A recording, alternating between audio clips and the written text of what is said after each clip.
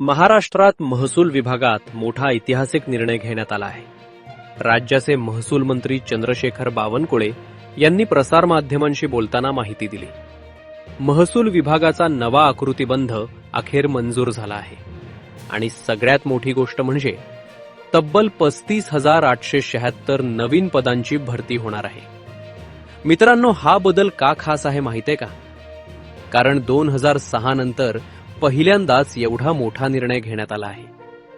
या निर्णयामुळे राज्यभरात 11 नवीन अतिरिक्त जिल्हाधिकारी कार्यालय, 8 नवीन एसडीओ कार्यालय, 2 तहसीलदार कार्यालय आणि 69 अप्पर तहसीलदार कार्यालय सुरू होणार आहेत.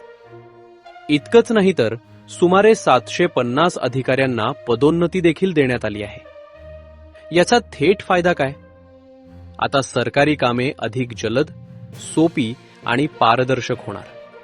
सामान्य नागरिकांना सेवांसाठी कमी वेळ आणि कमी त्रास. म्हणजेच हा निर्णय नोकरी शोधणाऱ्यांसाठी आणि जनतेसाठी दोघांसाठी मोठी संधी आहे.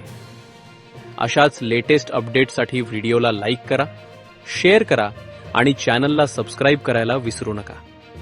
धन्यवाद.